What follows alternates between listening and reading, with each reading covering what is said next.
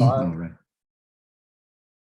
Good morning, everyone. Welcome to Good Morning Cannabis and another great session. I have my friend Terry Buffalo from Buffalo Cannabis Advisors, and Terry is going to share a topic that everyone I know is interested in relates to money, money, for your cannabis companies, both in capital raises and financing.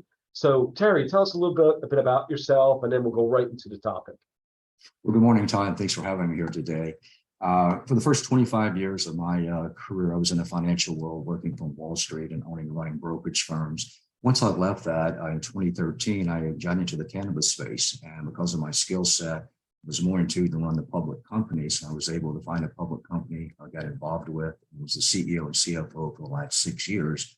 The company was consulting their proprietary products and also was a plant-touching public company in the U.S. So needless to say, I saw all types of funding in the private and the public space over the last 7 years in this space now.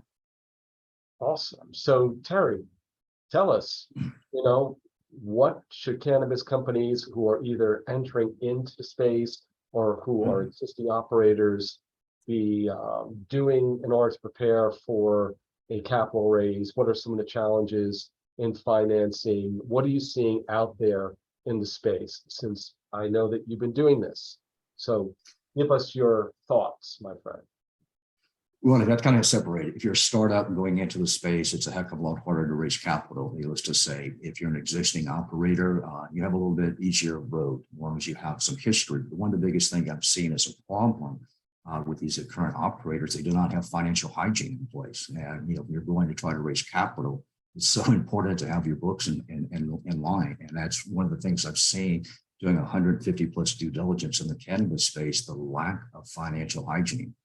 And that's one of the main things. So once you have that, if you're an existing operator, there are opportunities available to you. Then, of course, if you're a public company, you have an opportunity to access the capital markets, which sometimes can be a lot easier and more favorable than private funding. Awesome. So any battle stories that you have of trying to provide that funding for a cannabis startup or one that's existing, and what are some rules that they need to be following to really make it successful? You talk about financial hygiene, but anything else? I mean, is what do investors, what are they really looking for? If you're a startup and in general, investors are betting more on the jockey than the horse. So they're going to look at the team, and you have to have a good team that's got experience. It may not be directly from the cannabis space, but what skill sets can be converted over? Someone's coming from compliance, heavy regulated industry, someone coming from growing lettuce, let's call it. All these type of individual skill sets can help give confidence to the investor that people understand what they're going to be doing. Having a good financial business plan in place, executive summary, but then the pro forma. We all know what a pro forma is in general, but you have to be able to justify some numbers. And needless to say, in my 7 years, I've seen a lot of pro formas. It takes me about a minute and a half looking at the top line and asking two questions to realize if it's even possible. And so being able to really understand numbers. And everyone thinks they're going to make millions in this space immediately. It's not going to happen. It's not going to happen. I agree. Mm-hmm. What are those two questions that you normally ask when you're looking at the pro forma? The main thing I'm looking at from the top line in general, Todd, would be looking at, I don't care about the weight per light and all this. I'm looking at what's your square footage and what are you growing per square foot, because I know exactly what you can grow per square foot. I can look at the water, the kilowatt hours, and really break it down to understand exactly if this is going to be a viable business, we'll call it. A lot of times, most of these guys do not understand their COGS. And that's, again, going back to having a real accountant, it's a second or third thought to them about all their financials. And it's so important because you have to know your numbers to be able to run a successful business. When you're looking at the cannabis space right now, today, across the nation, what are some of the trends that you're seeing that are noteworthy as it regards to, successful cannabis companies and those that are not successful? What I'm seeing is a lot more is sustainability and more we'll call it clean cannabis. People are very concerned with what they're putting in their bodies. You go to Whole Foods, right? You're looking at organic versus non-organic. And so there is a market out there willing to pay the price for a top shelf, clean product that's available in the market these days. And some are doing great jobs marketing the products, and other ones not so much. So true. So let's suppose I'm a legacy person, which, I think that's the proper term. And I want to actually come clean and be raising capital for cannabis. I want to come to you and say, Terry, what should I be doing so that you can actually bring me before some potential investors or financing? Does the fact that I'm a legacy person count for anything if I'm going to go before a group of potential investors, or does that hurt my chances because I was doing something illegal? No, it definitely doesn't hurt your chances. I mean, again, it's about the skill sets. Let's just go back to that. You may not want to say you've got 30 years growing, cannabis, but 30 years of growing, again, vegetables, lettuce, tomatoes, whatever. So you have that background in general. But the first thing I would ask, what are you looking to do? Are you looking to be a retail? Are you looking to be a manufacturer? Are you looking to be a grower? Are you looking to be in delivery? What business are you looking to get into? Once you understand that, and then start breaking down their plan, understanding, again, back to the business plan, who's going to be on their team and how much money is it going to take to accomplish this goal, not only for initial CapEx, but for operating expense until the business is up and profitable. And a lot of times working through these numbers, you realize, I'll give an example. I was working with someone recently. They were looking, I think they were going to do $6 million plus a year in gross revenue and a town of population of 10,000. And I'm like, I don't think that's going to be possible. They never looked at the demographics. It's so important to understand consumer behavior. What are they buying, in general. So they never thought about, in the entire county only had like 300,000 people and in the whole county. So I'm like, again, break that down. It's $85 a day times 300 plus transactions. Is that possible? I don't think so. So you're seeing out there, if your startup is going to be very difficult to raise capital. If you're an existing operator, you may be able to raise capital or get financing. But for the people who can't, who are the startups, if they can't raise capital, what other options do they have? I mean, you have to raise the capital. That's the whole thing. Friends and families, where everyone always starts, but then continue on looking for different investor groups for the cannabis space. There's all types of virtual platforms and in-person platforms where people can go to pitch to potential investors. And there's something, make sure, again, you've got your pitch deck in place, you've got your story down, and you get out there in front of people. It's a numbers game. You may find one person, or you may have to bring in 20, 30, 40, 50 or more investors, to accomplish the capital that you need. So that's very helpful. And I know that you're going to be actually speaking on that topic at NJ Impact. Why don't you share a little bit about what you'll be talking about in Vegas at the end of September? Because we want to make sure that folks know about that and they come and hear you.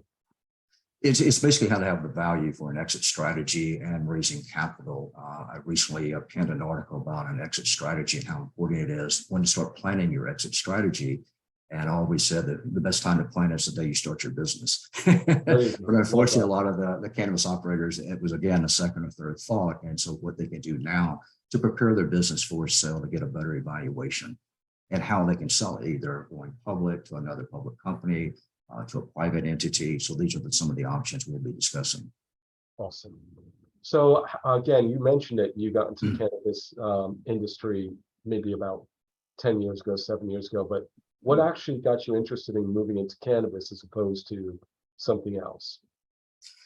Todd, after 25 plus years in the financial world, I had enough of that. I'll just call it. I was able to attend a MJ event up in Chicago, and I realized real quick there was an opportunity in this space. You have a lot of individuals that are great growers but didn't have business acumen, and vice versa. And so I was able to take and merge, my corporate experience. Plus, I've had many other businesses I bought, started, and failed at tremendously. Then I could bring into the space to help maneuver some of the uncharted waters that we have in the cannabis space, because as you know, every market's different, every county municipality is different.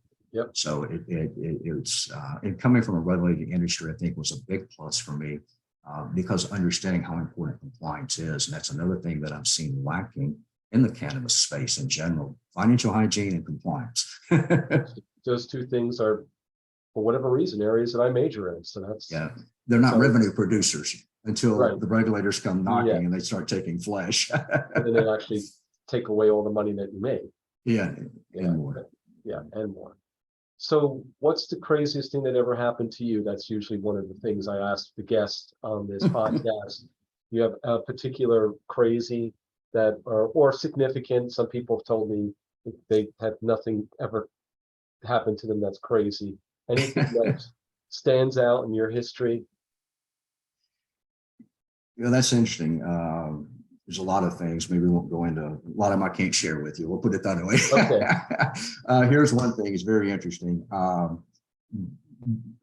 Back when I used to live in California, we used to do a lot of jet skiing, and a buddy of mine, we were out, always playing with the dolphins and stuff. And it was a Sunday morning, and it was like a bathtub out there that no one been in a week. It was smooth as could be, right? And I'm gonna blame it on him. He says, "Let's go to Catalina."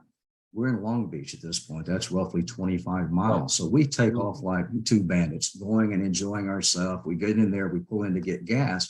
And the guy goes, "Where are you coming from?" And we said, "Long Beach." He goes, "Are you going back today?" And we're like, "Yes." And he goes, "I don't believe you are." He says, "Have you seen the storm?" Now, neither one of us even thought to look at the weather or anything, right? Now, we have to get back to Long Beach or back to California. And so, Todd, I can't tell you how difficult it was getting back with the storm. And when I got back behind the break walls and got to the shore, it took like 10 people to get my hands off the grills because I knew, you have to understand, Todd, I was going in the water spinning like this and popping out of waves. And so I knew if I came off the jet ski, I was dead. So I was so thankful that I lived past that event and like never again something without making a little bit more plans. So I'm lucky to be alive, is all I got to say. So I guess that was one of the crazy things. And it was unplanned, like, "Hey, it's beautiful. Let's go to Catalina." Yeah. Not so smart. It's a good story to use in all your different examples when you're doing some training to your clients and advisors. Right. Yeah. Hold on for dear life. Otherwise, if you fall off, you're dead. Exactly. It's kind of sometimes in this cannabis space. Yes.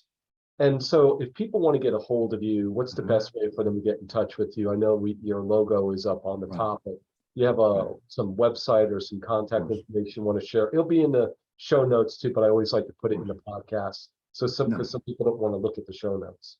No, I understand. Yes, feel free to buffalocannabisadvisors.com, or my phone number is 501-529-7066. Awesome. So Terry, thank you so much for being my guest today, and I will hopefully be seeing you in Vegas towards the end of September, and I will be sitting in on your particular talk for sure. Sounds great, Todd. Thanks so much, and again, thanks for having me today. Have a great day, my friend. You too, sir. Bye-bye. Bye.